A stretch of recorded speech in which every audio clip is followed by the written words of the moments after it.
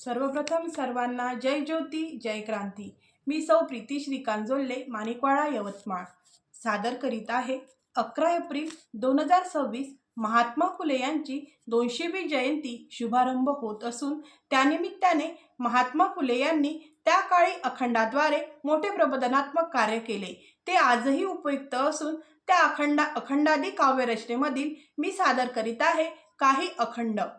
नष्ट आचाराने रोगप्रस्त होती, नष्ट आचाराने रोगप्रस्त होती, संतांना नाडीती काही वेळ, कल्पून प्राक्तन त्यास दोष देती, कल्पून प्राक्तन त्यास दोष देती, शिमगा करीती त्यांच्या नावे, शिमगा करीती त्यांच्या नावे। प्राक्तनात होते तैसेच घडले, प्राक्तनात होते तैसेच घडले, ब्रह्माने लिहिले खोटे नाही, ब्रह्माने लिहिले खोटे नाही।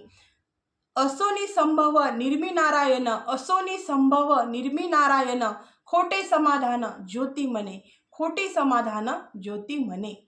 या अखंडामध्ये महात्मा ज्योतिबा फुले म्हणतात, वाईट आचरणामुळे माणूस आजारी पडतो। काही वेळा संत ज्ञानी लोक त्यांची खरी कारणे सांगतात, पण माणूस स्वतःची चूक मान्य न करता हे माझ्या नशिबात होते असे म्हणतो, उलट संताच्याच नावाने टीका किंवा दोषारोप करतो। हे सगळं आधीच लिहिलेलं आहे असे म्हणून तो स्वतःला समजावतो, पण खरे पाहता हे सगळं निर्मिकाने ठरवलेलं नसते, हे फक्त खोटे समाधान आहे।